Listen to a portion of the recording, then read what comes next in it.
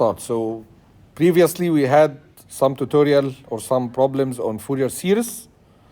Reminder, Fourier series is used to, yeah, good idea. Fourier series is used to represent periodic signals in frequency domain, and representation using Fourier series is a discrete representation. So those dn's that you have in the complex exponential Fourier series are coefficients of sinusoids, and those sinusoids exist only at discrete frequencies.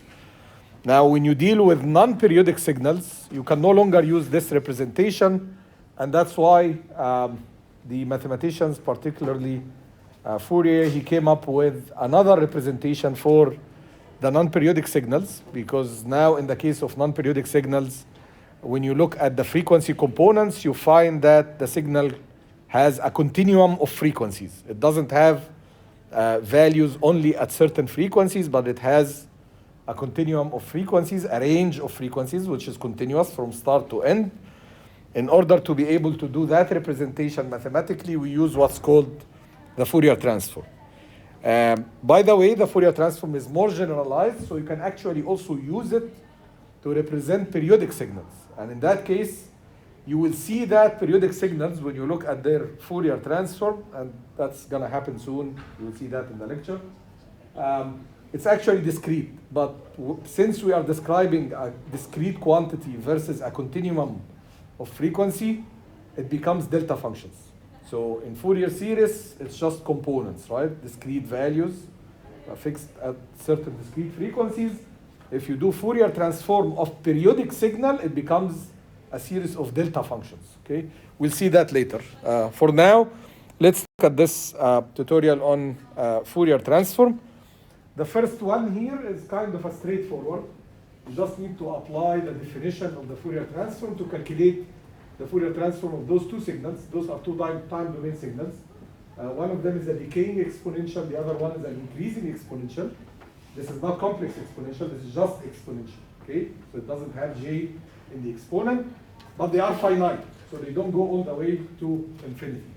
So if you try to find the Fourier transform of the first one, let's start by reminding ourselves what was the definition of the Fourier transform of a signal. So the Fourier transform of the signal x of t, which we call capital F of omega, was defined as the integration from minus infinity to infinity, the time domain signal multiplied by e to the minus j omega t. So now we have continuous frequency, omega, no longer omega naught and n omega naught, and then this is integrated with respect to time. Okay, that's a definition. So let's apply this definition to the signal in part A. So if you go to part A, your x of t is e to the minus at only when t is greater than or equal to 0, less than or equal to capital T, and it's 0 everywhere else. Okay, this is the function that you see there in the figure. So simply our f of omega, the frequency domain, is going to be, by definition, the signal exists only from 0 to capital T. So rather than integrating from minus infinity to infinity, we only need to integrate from 0 to capital T. What's inside the integral? The e to the minus at, right? And then this is x of t, and then multiplied by e to the minus j omega t, and you integrate with respect to time. Now this can be rewritten as e to the minus, and then you have a plus j omega t dt, right? Now if you want to solve that integral, it's quite straightforward. So 1 over minus a minus j omega, right? Multiplied by the same thing, e to the minus a plus j omega t, and you substitute upper limit, lower limit, okay? So that becomes minus 1 over a plus j omega multiplied by e to the minus a plus j omega capital T minus 1, right? Substitute lower limit and substitute, upper limit and lower limit. So the upper limit the t is replaced by a capital T, and for the lower limit, the t is replaced by 0, and that becomes 1. That's kind of the final answer that you will get. So that's basically, you want to clean it up, get the minus inside, so it becomes 1 minus whatever. It doesn't matter, but that's the end of the solution, okay? So this is the Fourier transform. This is the frequency domain representation of this first signal. Now what if you want to do the second signal? There is one way to do it, is to repeat the same process. So you go over this from start to end, right? Or the other way to do it is, you can say simply here that for part B, replace each A with minus A in the expression here, right? Because simply this signal, which is a rising exponential, is the same as this signal, but we replaced the minus A here with an A, right? So that's simply the same thing. Only that to make this rising, instead of minus A, we used A. So you can, since this is a function of A, you can simply go to this expression and replace each A with minus A, just the A, okay? And you will get the answer, or you can go to the original signal and do the integration from start and solve, and then you will get the same answer at the end, right? So if you do that, then if we call this F for part A, for part B, the F of omega is going to be minus 1 over minus A plus j omega e to the A minus j omega t minus 1, right? Okay, so that's the answer. Or you, as I said, you can go to this and start the solution from scratch, and this is what you will get at the end. Any questions? Again, similar to what I said last time, if it crosses your mind, what if question related to this, go ahead and ask. So if you see anything that might cause an issue with solving this problem and you want to ask, okay, what if this happens, can I still solve the problem or not, or how do I approach it, go ahead and ask. If you don't have any, we can go to the next one. I can tell you one thing, which is quite important to notice. So let's do this here. Okay. So what if the signal does not stop at capital T? What if the signal continues? What if I had this signal? Okay, so it goes all the way, and this one also continues all the way. It doesn't stop at capital T. Okay. The first one is something that we did before. If you remember, when we were introducing the Fourier transform, right? We were trying to get the Fourier transform of a decaying exponential that goes all the way to infinity. And if you solve the problem here, the only difference is this capital T becomes infinity, right? Same expression, same everything, but this capital T becomes infinity. And if this capital T becomes infinity, when you go and substitute in this expression, this part becomes a 0. I will point it there so that it shows in the recording of the video. So if you go to that expression, right, and you substitute capital T equal to goes to infinity, if that's the case, if you work out the problem where there is no end, so this goes all the way to infinity, right? So you go here and substitute, take the limit as t goes to infinity. This signal becomes equal to 0 at infinity. Any idea why? Why it's equal to 0? Yeah, but it's not that simple. Let me tell you why, okay? What if I didn't have this part? What if it was minus j omega t, and then I take the limit as t goes to infinity? Can you tell me that that's a decaying signal and it will disappear at infinity? No. If it was a pure complex exponential, so if it was e to the minus j omega t only, you cannot actually evaluate this at infinity. You cannot say take the limit as t goes to infinity. It's a sinusoid, right? And you don't know what's a sinusoid, what's going to happen to a sinusoid at infinity. Is it going to be touching 0 or peak or minimum or whatever? I don't know. So that's not something that you can evaluate. The only reason that we can say that this goes to 0 as t goes to infinity because we have this a real part. So if it is a complex with a real and imaginary part, then yes, the limit as this whole thing goes to infinity is going to be 0 because it is a sinusoid, but it's a decaying sinusoid, right? Because of this.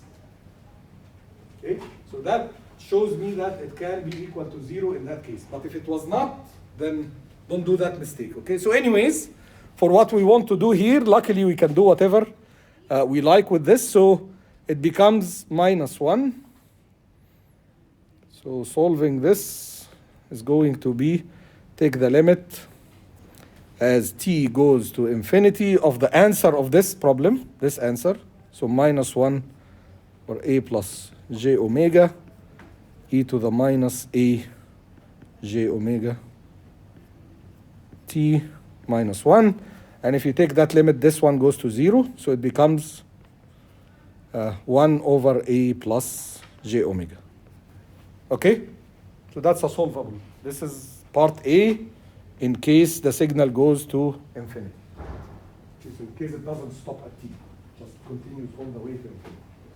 Now what if, that's the second thing, the same happens here.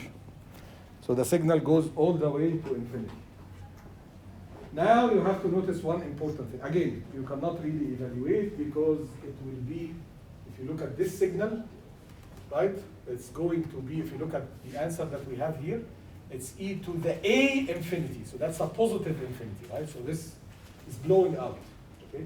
And in fact, yes, that's true. It means that you cannot evaluate the Fourier transform for that signal.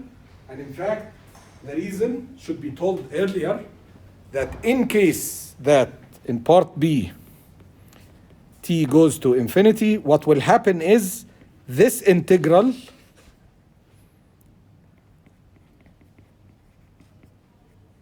is going to go to infinity. And by definition, we can only calculate Fourier transform for signals where this integral is bounded, is less than infinity. Okay? So simply because in that case it's a growing signal, the time domain signal that we are trying to calculate Fourier for it is growing, and we try to do that. We try to calculate the Fourier. When we try to calculate the Fourier, we try to go all the way to infinity. The signal is going to blow out, and this means that it cannot satisfy this condition. Let me write the condition down there for a signal to have a Fourier transform. Necessary condition is the integral from minus infinity to infinity x of t. We just say the magnitude in case x of t was complex, okay? dt is less than infinity, some bounded integral. The total integral of the signal has to be a bounded integral. It cannot blow up. This exactly is the same as saying that the signal contains finite energy. Because if this is bounded, then also the square of this is going to be bounded. Okay? And the integral of x of t squared over all the duration of the signal is the energy of the signal. So for a signal to have a valid Fourier transform, the energy of the signal has to be finite. Otherwise, I cannot calculate the Fourier transform for that signal. And that's the case for the second signal. If it doesn't stop at t, if it goes all the way, then I cannot know Fourier transform. I cannot calculate a Fourier transform for that case. It's okay? not necessarily 0, right? No.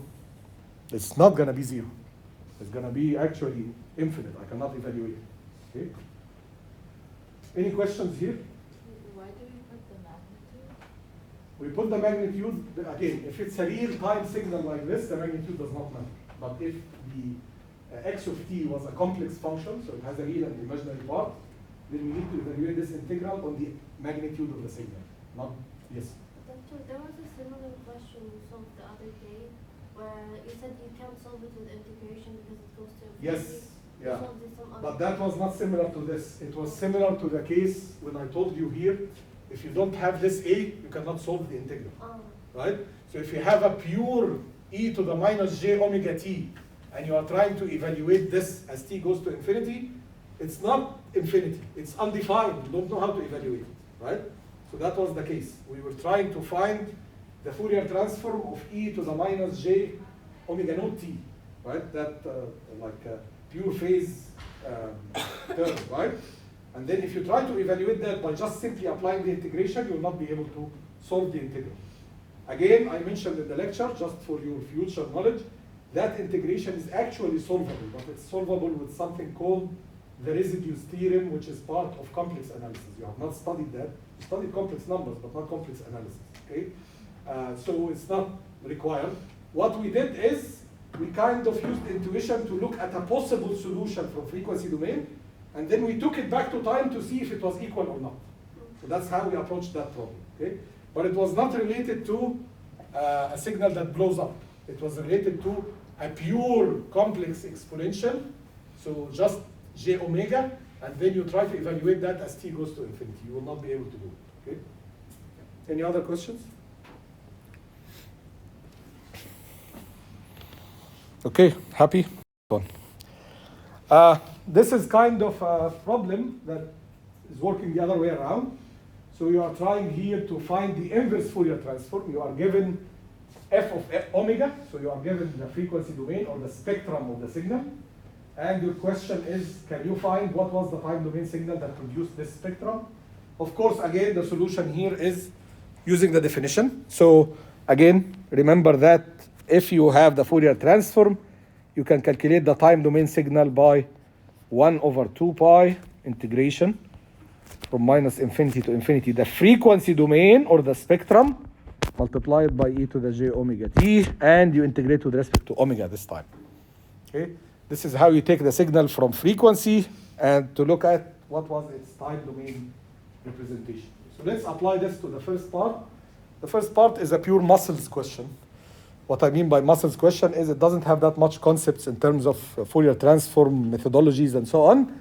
It's an integration that you have to do it by part twice so that you can solve the problem, okay?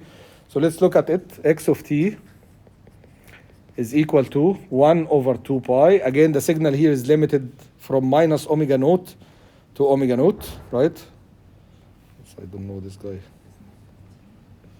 Okay, so it's from minus omega naught to omega naught, okay? So the integration has to be done only from minus omega naught to omega naught. Outside that range, the signal is equal to 0, okay? So I only have to integrate in that range. What's the value of the signal inside that range? Omega square, right? So x of omega in this range, it is omega square as per the question, okay? It's given? It's given here.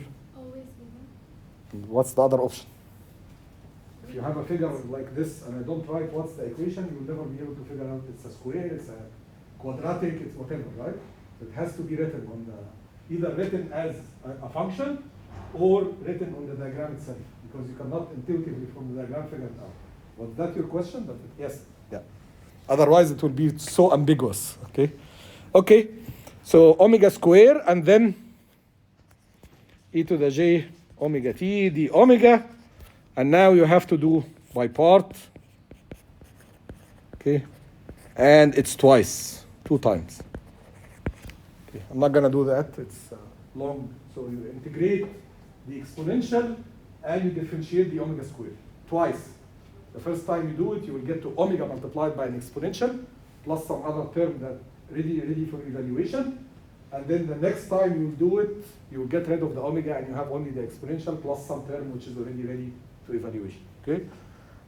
Again, I will post, similar to what I did to the other one, I will post the full solution written in a neat way for you on Blackboard.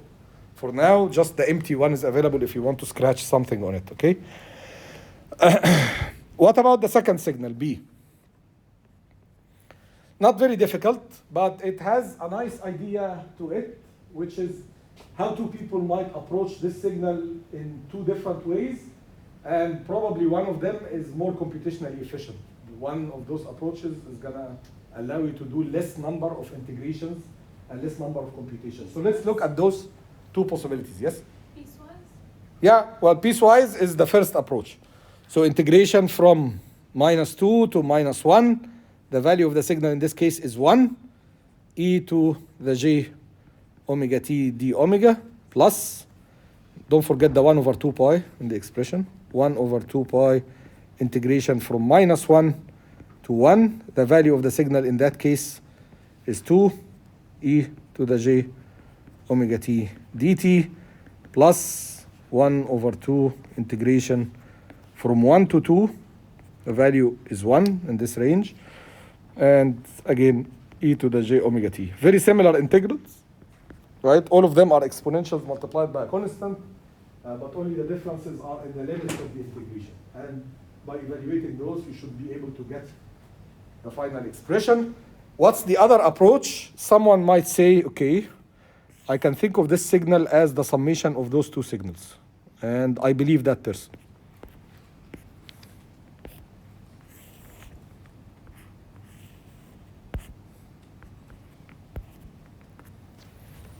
So I have two rectangular signals. One of them with width 4 from -2 to 2. And the other one is with width 2 from -1 to 1. Both are with amplitude 1. So they are both unit rectangles in terms of the amplitude, but they have different widths. Is it true that if we add those two signals, we will end up with this one? Yes, it is. Because in the first part here, you will have 1. In this part from here to here, you have 1 plus 1, which is 2, what you have here. And then in the last part, you have 1 again. So this person is going to be required to solve only two integrals from -1 to 1, e to the j omega t d omega. And the other one is from -2 to 2, e to the j omega t d omega. So one less term of integration. In this case, it's not a big difference, but in some other cases where you are dealing with more complicated signals, you might actually save a lot if you figure out how to decompose the signal into summations of simpler ones. Or even in this case, if it was not explicitly required, you could do this, right? And that's a standard rectangular with width 2. This is a standard rectangular with width 4. You take this to the table and you get the results from the table. One question. Yes? For the boundaries from -1 to 1, isn't x of t 2? Sorry? -1. No, like the one when we added the two graphs together. Here? Yes. What's the problem? Isn't it supposed to be 2, like the x of t? You mean here the value should be 2? Sorry, yes. No, because if this is 2 and you are adding those two, the value here is going to be 3. Oh. We are adding the two signals, right, to produce the original one, right? Okay. So again, I was saying before your question, I was saying that you can actually also, once you decompose it this way, and if there was nothing explicit here saying that you have to solve this by the definition, by using the integration, you can simply go to the table of famous Fourier transforms, and these are rectangular signals with a particular width. So you can pick it up from the table, substitute, and you get the result directly. Okay? So that's also nice. If you want to do this with the piecewise, you can still do it, but you have a more complicated situation because it's going to be shifted rectangular functions, right? The first one from -2 to -1 is not just a rectangular around 0, it's shifted, and you have to deal with that. And then the last one is shifted, you have to deal with that. So it's going to be more complicated to deal with, even if you use the table as well, okay? Are all these solutions in the answer sheet? Sorry? Are all these solutions in the answer sheet? And the one that I will post, yes. The final solutions, yes. All of them. Okay. Let's see the next one. Any questions here before I move? Okay. I'll tell you a question that someone asked yesterday from the gentleman's section, which was actually a valid, something that might cross your mind. Someone was saying, those signals are very symmetric, right? Why don't I just do the calculation of the integral, for example, this one, or the first signal, instead of integrating it from -omega naught to omega naught, I will just go from 0 to omega naught, and then multiply the result of the integration by 2. Well, that's true if you were integrating only the signal. But you are integrating the signal multiplied by a complex exponential. And the complex exponential is not symmetric. So the resulting signal from this multiplication is not symmetric. Right? It's similar to telling me, okay, I have a symmetric triangle, for example, around 0. And that triangle around 0 is multiplied by a line, right, that goes from -infinity to infinity. Okay? And now you say, okay, I can evaluate the multiplication of those two, the integration of the multiplication, by taking the multiplication over one part, right? And then calculating that integral, multiplying it by 2. Not true. Because in that positive side of the triangle, you were multiplied by a positive value of the line. The negative part of the triangle was multiplied by a negative value of the line. So the result that you will get by solving for 1/2 and multiplying by 2 is different from what you will get if you do the multiplication of the two signals and evaluate from start to end. Okay? I hope this example in the air clarified it and did not confuse you more. Anyways. This is a very interesting question. It requires you to prove some properties, okay? Or some statements about the Fourier transform, the inverse Fourier transform, and then in the last part, we'll talk about the last part when we reach it. So the first two, it says prove or show that, which is the same as saying prove, that if you want to calculate the full integral of the signal x of t from minus infinity to infinity, notice that this integral does not have a magnitude to it. It's just the signal as it is. Okay? If you want to evaluate that full integral, it's simply equal to going to the Fourier transform and picking the value of the spectrum at 0. Very nice, right? So this tells you, what it tells you is, if someone asks you to evaluate from minus infinity to infinity x of t dt, right? Then you can simply, if you know how x of omega looks like, let's say, for example, you found that x of omega looks like this, okay? All what you need to do is to go at omega equals 0, and this value is going to be what you get here for the integral. The Fourier transform at 0 is the value of that full integral of the signal from minus infinity to infinity. That's what the relation says. What's required in the question is to prove this relation. How can we prove this relation? Very simple, by the way. Do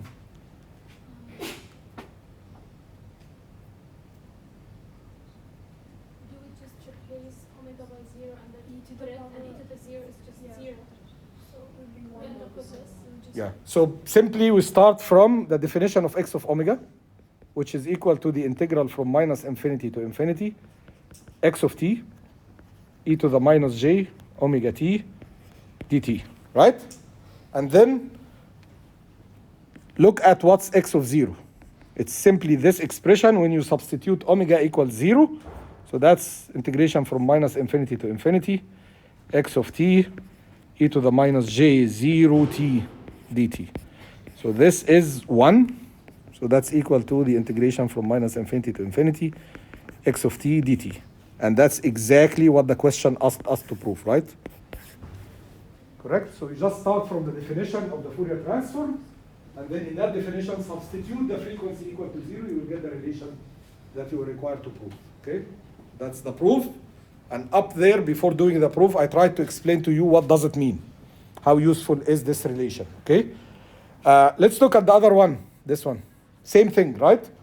It says, show me that, or prove that, if I want to calculate the full integral of the spectrum of a signal in frequency domain, so I integrate x of omega from minus infinity to infinity, this integral is going to be equal to the value of the time domain signal at time equals 0 multiplied by 2 pi, or I take the 2 pi to the other side, so it becomes 1 over 2 pi that integral, okay? So again, to prove this, you just start from, so this is part A. Part B, you just start from the definition. So x of t was defined as 1 over 2 pi, the full integral from minus infinity to infinity, the frequency domain signal, multiplied by e to the j omega t, and you integrate with respect to omega. And now, if I just put t equals 0, so x of 0, 1 over 2 pi, the integral from minus infinity to infinity, x of omega d omega, and that's exactly what we were required to prove, right? This relation. Okay? Now the third question asks you to prove that the integral from minus infinity to infinity of a sinc function is equal to pi. Okay? How do we do that? We just use the results that we derived in the upper two equations, in association with the Fourier transform table, right? Because those results that we see there, they rely either on evaluating the integral of the time domain signal from the Fourier transform at 0, or evaluating the frequency domain signal integral from the time domain signal at time t equals 0. Now, if you want to look at this one as, for example, a time domain signal, so you think of x as your time domain variable, so you want to show me that the integral from minus infinity to infinity of some x of t, which has the shape of a sinc function, is equal to pi. So it's going to be my job to find first the Fourier transform of this signal, and then evaluate that Fourier transform at 0 and see whether it's going to be equal to pi or not, rather than actually solving the integral. Because solving this integral is not trivial. It's sine x over x, and you are trying to integrate it from minus infinity to infinity. Good luck. You will not be able to do it, okay? So the other way is to use that result that we derived up there. Now, sinc function, what's the Fourier transform of that? Can anyone bring up the table and get it from there? Or do I have to do it? Let me do it. The relation from the table says that, so let's put it here, from table. From table, okay, we have W over pi sinc W t over 2, right? That's the time domain signal. And in frequency domain, this is just a rectangular signal. So now if we want to bring this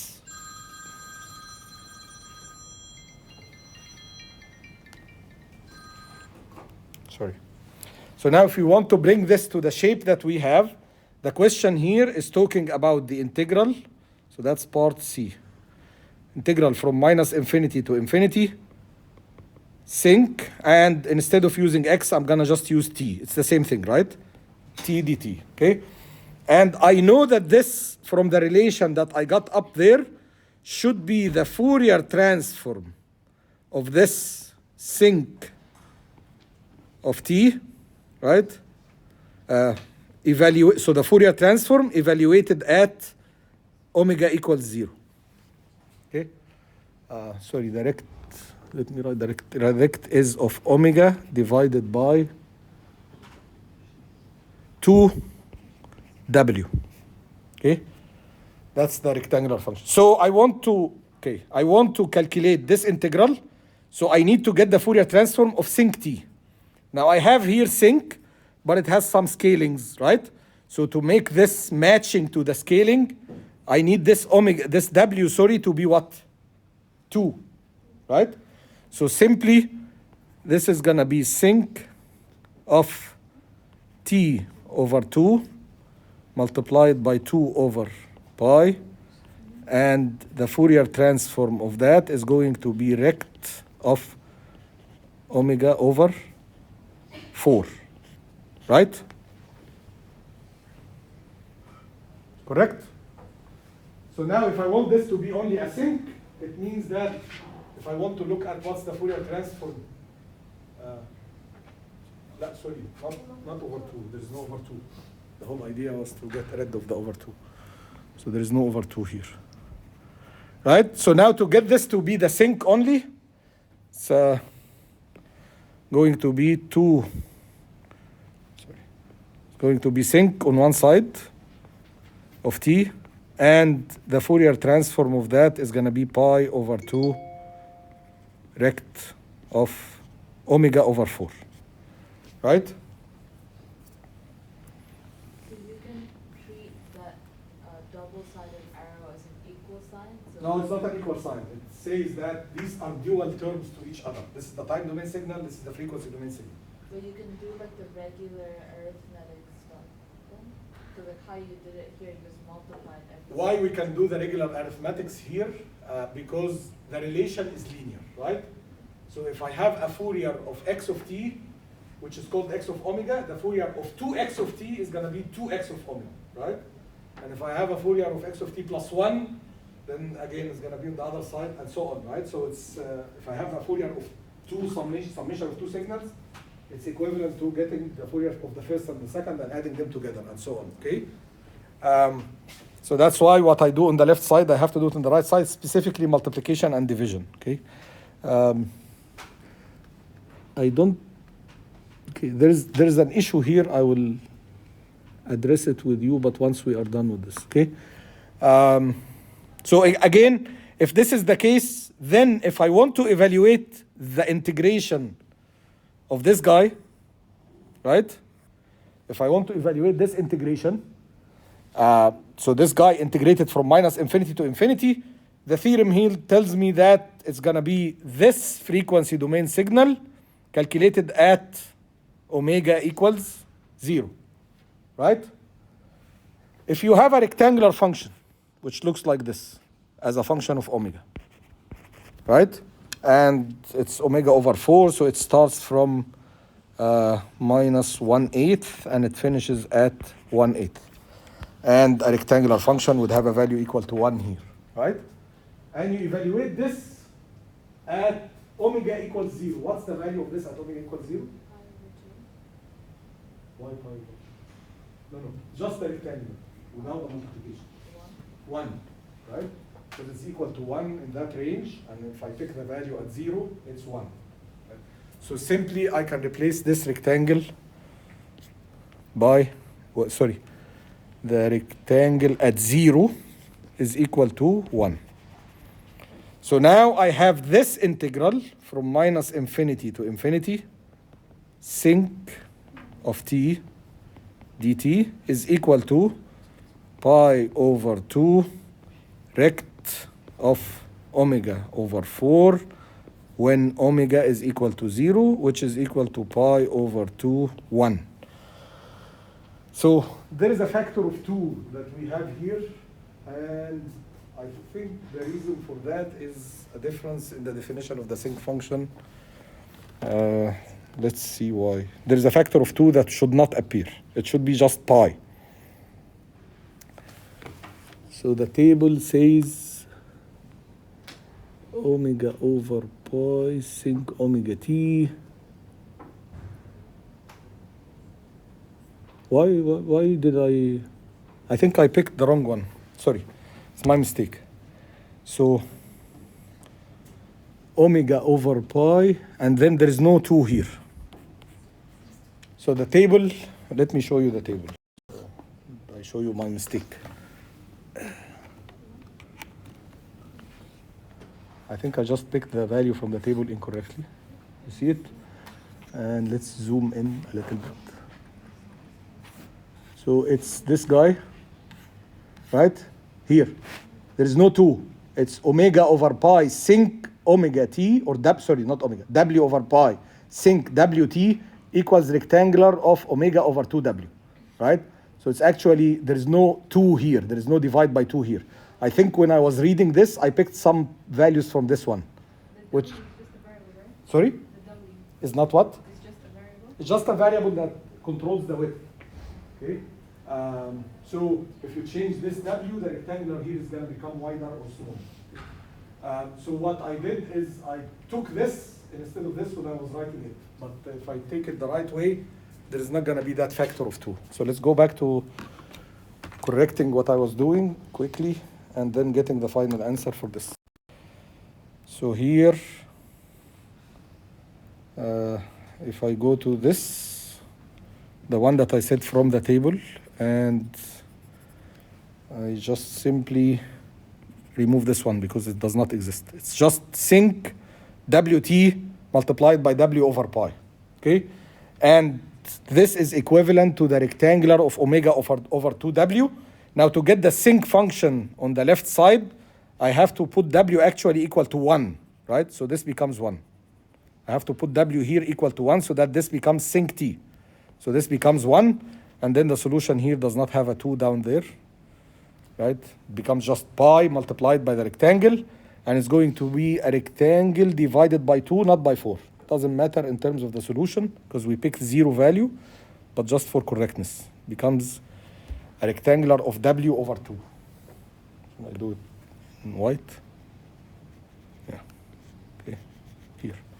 Okay, So sinc, if you integrate now the sinc, you should get the value here without the two that I made here by mistake. Just pi rectangle, and pi rectangle, when you take that value at omega equals 0, is going to be just pi. Okay. Any questions? So that's how we proved this relation, this with this.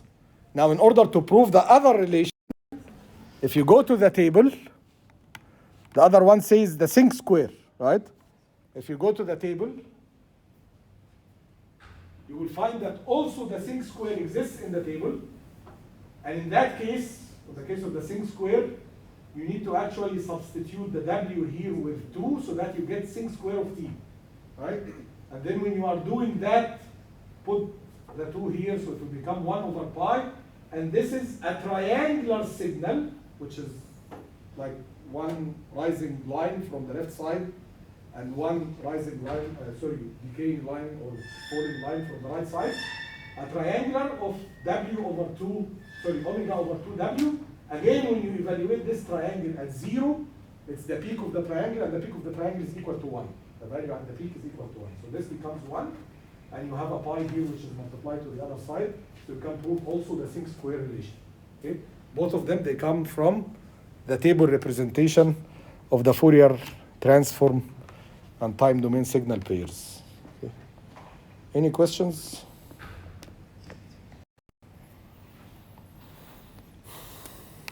Okay, I have the full solution. Again, it's going to be posted for you on Blackboard. Can you also upload a copy of the table? A copy of the table is in the book. I got it from the book.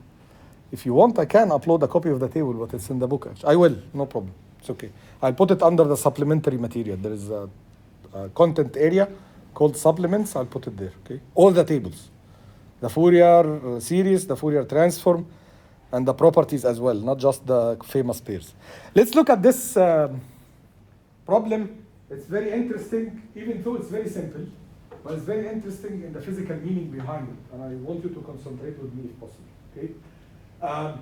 So we have two signals here, okay, in frequency domain. So we are looking at the spectrum of the signal, the frequency domain representation of the signal in part A and the signal in part B. You notice that the two spectrums are exactly identical in terms of the magnitude of the spectrum. So when we plot the spectrum, we plot the magnitude and the phase, right? So the two spectrums, they have exactly the same magnitude. It's just a square function, okay? But if you look at the phase of the first signal, it's a straight line that goes from minus omega naught to plus omega naught with a slope t naught. And if you look at the phase of the other signal, it's a fixed value in the negative side, which is pi over 2, and then another fixed value in the positive side, which is minus pi over 2. And the question says, calculate the inverse Fourier transform, calculate the time domain signal for those two. Okay. Now, since we have been most of the time dealing with the magnitude, we might have a feeling that if we calculate the time domain representation of those two, the two time domain signals would look similar. Surprisingly, as we will see when we try to solve this problem, they will have a completely different representation in time domain. The shape of the signal in time domain is different. It's not the same. Okay? What does this tell us? So aside from just doing the solution, which is again a simple integration, right? It tells us that most of the information of a signal, when you look at the spectrum of the signal, most of the information is actually stored in the phase, not in the magnitude. The magnitude just tells you roughly where is the signal is high, where is it low in terms of frequency, and when it finishes. The bandwidth is the most important piece of information that you get from the magnitude of the spectrum. But the phase of the spectrum contains really what makes the difference. And I'd like to reflect this on your project, but after we finish doing this example. So we'll try to do it, or just approach it quickly in the remaining 5 minutes before we move to discuss some stuff about your project, okay? So go for the first one, so part A. Again, in both cases, you just need to start with the definition. So x of t is equal to 1 over 2 pi, the integral from minus infinity to infinity, the spectrum of the signal x of omega e to the j omega t d omega, right? And if you go to part A, now this is, what's the signal in part A? It's a magnitude equal to 1, and it has a straight phase line, which is with slope minus t naught, right? So how do I represent this signal in frequency domain if I want to put it or plug it inside that integral? What's going to be the shape of the x of omega that I will write inside that integral? X of t, One is just the magnitude. We want to write the whole signal. isn't x of t go to is 1, so do we write 1? So again, wait. X, first of all, this is x of omega. Okay? Yeah, yeah. And what we have here is the magnitude and the phase. You need to combine them to write the signal, right? You cannot just write the signal as a magnitude term only, right? That's a complex signal, so it has to be written as some expression that combines 2 them. omega delta of omega, 2 pi delta of omega. When x of t is 1, that's the Fourier transform. Okay, but that's x of omega. I mean. X of omega. Where is x of t? There is no x of t here, right? This is only the magnitude and the phase of x of omega, right? So my question to you is, how do I write x of omega? Forget about x of t now. How do I write x of omega if this is the magnitude of the signal and this is the phase of the signal? I have a complex signal. I know its magnitude. I know its phase. How do I write it? Exactly, right? So it's simply the magnitude multiplied by the exponential to j, the phase, right? What's the magnitude? 1. What's the phase? Minus, exactly, t naught omega, right? Correct? That's the phase. It's minus omega t naught, so minus omega t naught, and the phase is written within the e to the j, right? This is where I write the phase term, right? Okay? And this is the case from omega greater than omega naught, minus omega naught, and less than omega naught, and outside that, it's 0 elsewhere, right? This is my frequency domain signal. This is my x of omega. So now I need to plug this into the integral. So the integral is going to be what?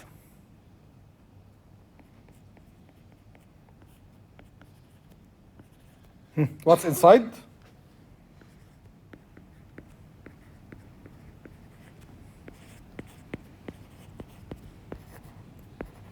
Right?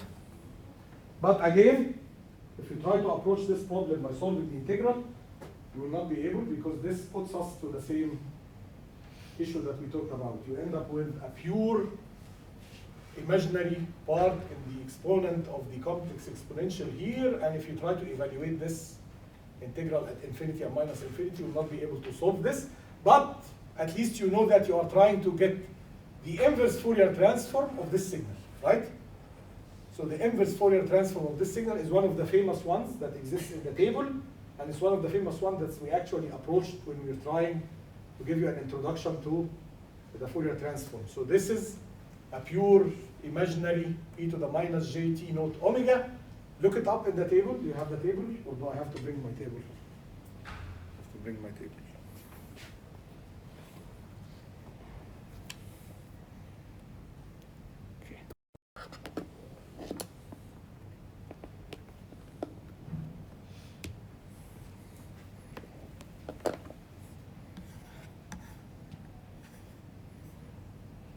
So a frequency domain, so we are looking here, a frequency domain signal, which is a pure imaginary exponential.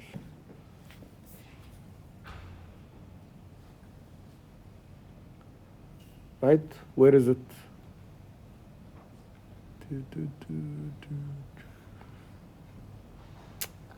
Why does it jump like this?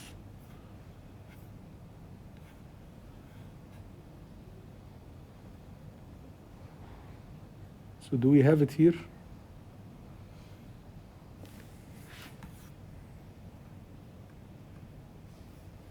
It goes to the other table. So Fourier transform, these are properties. These are the famous Fourier transforms.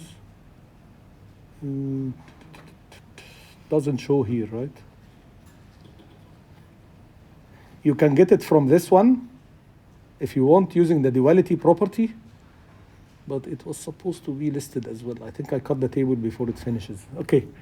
So anyways, you can get it from this one using the duality property. We know that whenever you have a time domain signal and you know how its Fourier transform looks like, there is something that says that there is a dual property. If you have this as a function of omega on this side, then you know that the time domain is going to be a delta function. Okay? And it's going to be a delta at t minus t naught. In this case, the signal has t naught, our signal, not omega naught. Okay? So it's going to be a delta function, and you know immediately that in time domain, that signal is going to be simply a delta function. Okay?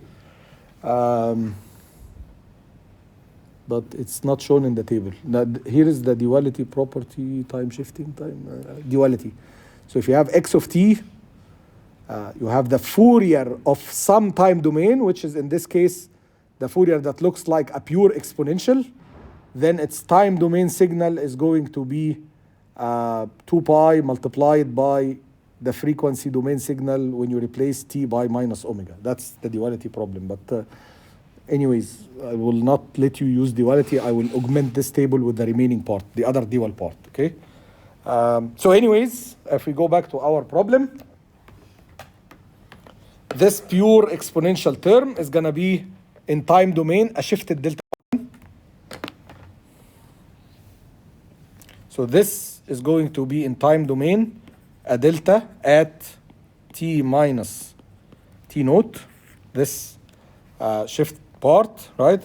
And it's going to be multiplied by 2 pi. Okay? That's the time domain signal. So that's a delta function. Now let's look at the other signal. Okay. Our target here was just to see how those two will compare to each other. The other signal is fixed value in terms of magnitude equal to 1 again, but the phase has two possibilities. From minus omega naught to 0, it's a pi over 2 phase, and from 0 to omega naught, it's a minus pi over 2 phase. So how do you represent that signal? That's just the frequency domain. How do you write that spectrum? E to the power Mm-hmm. E to the power j omega naught t. j. هو phase is equal to pi over 2, just pi over 2. It's not a function of time ولا frequency. Okay, so the phase is going to be simply pi over 2, right? And this is when omega is greater than minus omega naught less than 0. And then the other part is going to be e to the minus j pi over 2. The magnitude in both cases is equal to 1, right? When omega is greater than or equal to 0, less than omega naught, okay?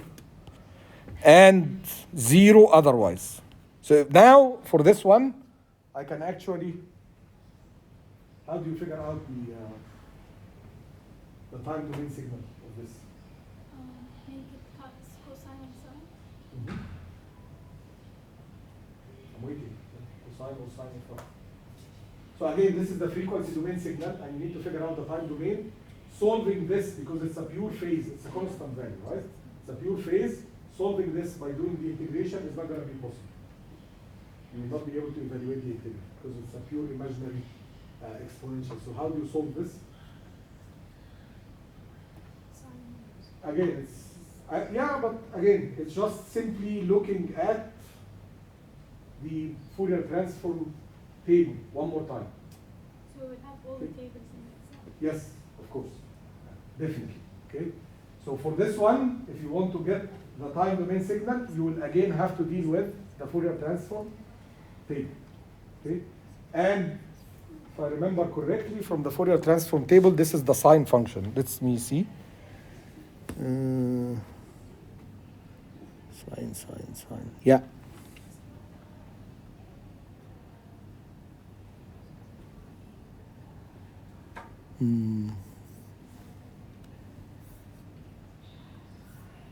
Let me pick up the more complete table. Just a minute.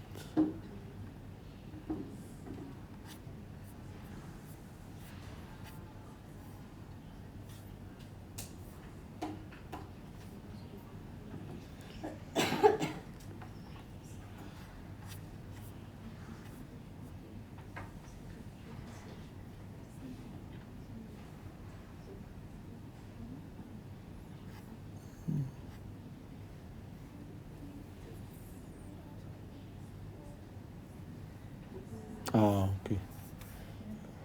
I think, okay. No. I think I made a mistake here. Okay. I think I made a mistake in the first one, and that's going to solve our problem in the second one. So this signal is not actually going all the way to infinity, right? The signal is going to be only limited. It's only from minus omega naught to omega naught. So you can actually solve this using the integral. Let's go back to this one. So this one is, let's go here. So you can solve this 1 over 2 pi, and you integrate from minus omega naught to omega naught e to the minus j t naught omega e to the j omega t d omega, right? And then this is equal to 1 over 2 pi e to the j t minus t naught omega d omega, right? And you integrate from minus omega naught to omega naught. And then if we want to evaluate this integral, we can actually evaluate this integral. It's going to be a sine function, right? So it's equal to 1 over 2 pi. Then you divide by 1 over j t minus t naught, right? And then you integrate, sorry. Then you, where is the go back? And then it's e to the j t minus t naught omega evaluated at omega naught and minus omega naught, right? So this is going to give you a sine t over t. It's going to be a sine function of a shifted t divided by t minus t naught. So sine t minus t naught divided by t minus t naught. Okay, so that's what you get for the first one. For the second one, again, it's a finite integral. So you can integrate with those two phase terms, and the result is going to be so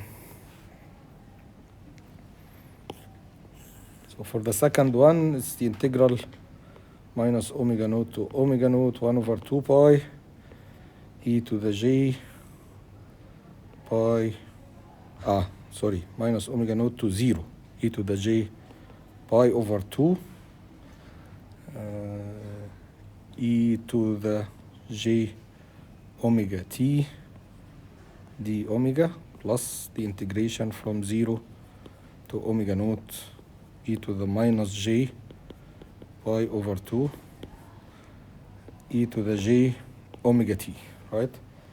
So that's, we can take the constant ej pi over 2 outside, and this integral is going to be 1 over jt e to the minus j omega t 0 minus omega naught, and the other one 1 over 2 pi e j pi over 2 outside the integral, and then we have 1 over j t as well, e j plus here, e plus j omega t, and from 0 to omega naught, right?